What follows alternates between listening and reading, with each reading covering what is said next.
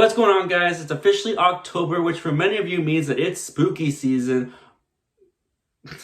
That was so freaking gross. No. What's going on, guys? It's officially October. For many of you guys, that means that it's spooky season. Halloween has begun. But since I'm not the biggest fan of horror movies, it really just means that my birthday is about to be here. I was born in the month of October, so being my birthday month and all, it gives me the perfect excuse to talk about some of my favorite movies on this channel.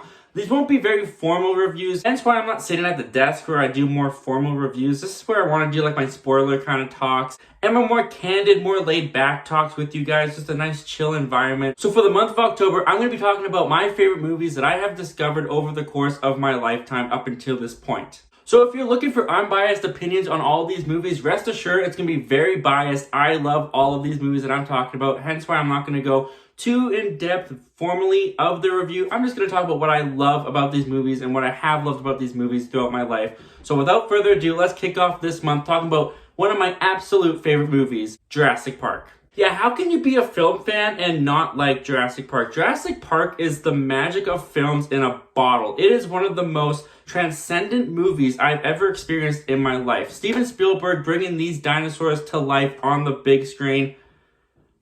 I never saw this in theaters, so my small screen is one of the most mind-blowing experiences I've ever had watching a movie. I mean, you just look at these things and they look phenomenal. It definitely has to do with the fact that Steven Spielberg took animatronics and CGI and mixed them together, making sure that when a dinosaur is up close and personal with us, or we're supposed to feel fear for the actor who is standing next to this dinosaur, that it is alive, animatronic, puppeteered dinosaur, whereas the more far away shots of the dinosaur are completely made of CGI. And the two blend seamlessly even to this day. I can't even imagine what it would be like to watch this movie when it premiered in 1993 and just be mind blown in the theater seeing these creatures for the first time. I was mind blown just sitting on my couch as a 9-year-old kid watching this movie, being scared out of my mind, but being infatuated with the filmmaking that was being put before me on the screen. One of my favorite movie scenes of any movie ever, and one of the most intense scenes I've ever experienced as a young youth, is the scene where the T-Rex breaks out of her pen and goes after the children.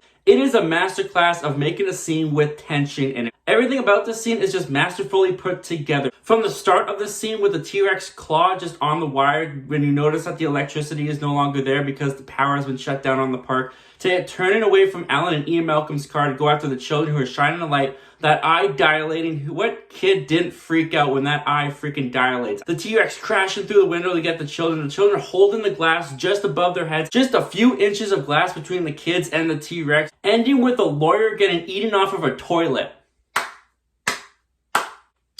So good.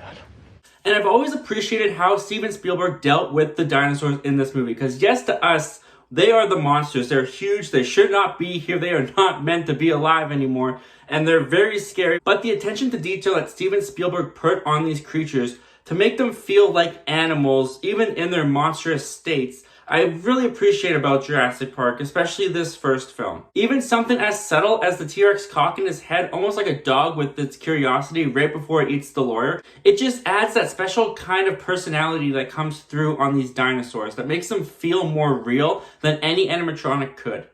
But what really elevates Jurassic Park, even with all of its glorious dinosaur magic, is the characters in Jurassic Park. And that's something that I really came to appreciate as I grew older watching this movie. The dinosaurs are not in this movie all that much. It actually takes an hour for them even to break out of the park. For almost 90% of the running time, we are being entertained by these characters. Alan Grant, Ellie Sadler, John Hammond, and of course Ian Malcolm, played by a very young Jeff Goldblum. These guys are great in the movie, especially when you see them next to these dinosaurs that aren't supposed to be there. No one really had this technology before, or at the very least, they used it very little in movies before Jurassic Park. This was the first real time that they were using CGI to create life in movies. And these actors have to act against nothing for possibly the very first time they've ever had to do something to this extent. And they pull it off so well. There's not a single moment in this movie where I feel like Sam Neill, Laura Dern, or Jeff Goldblum aren't looking at a dinosaur when they were supposed to be looking at a dinosaur. Jurassic Park is just one of those movies where all of the elements just come together and they fit so well. Right down to the soundtrack, Jurassic Park's music.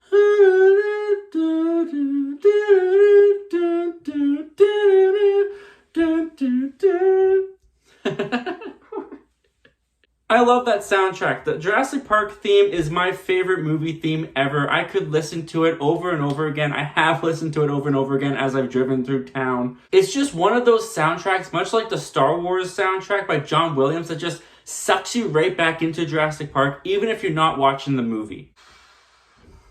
Man, guys, I don't know. What else can I say about this movie? The Raptors. Yeah, Jurassic Park is the movie that took the T-Rex and dethroned him as the most terrifying dinosaur, because when those raptors come on scene, oh man, do they get your blood pumping. Especially when they're in the kitchen trying to track down the kids. The tension and thrills that I get in that scene, oh, they're so good. Even if there's some technical issues.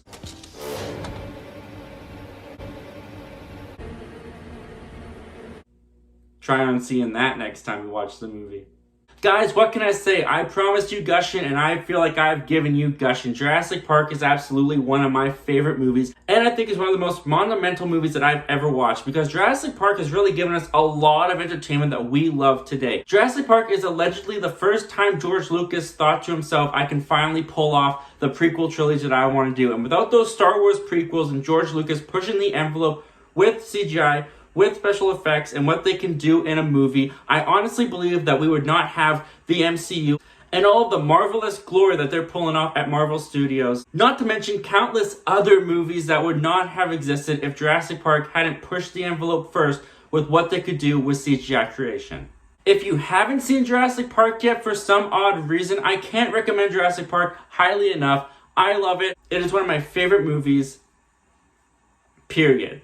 What did you guys think of Jurassic Park? You have to have seen it, right?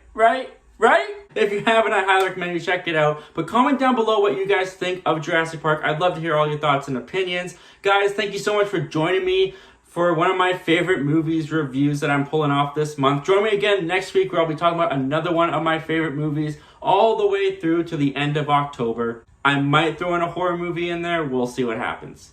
As always, guys, thank you so much for clicking on this video and checking out my channel. I really appreciate it. And if you love talking movies, TV, and all things entertainment, why don't you go on and click that subscribe button, click that like button, click that notification bell, all that YouTube stuff. And I hope to talk to you guys again real soon.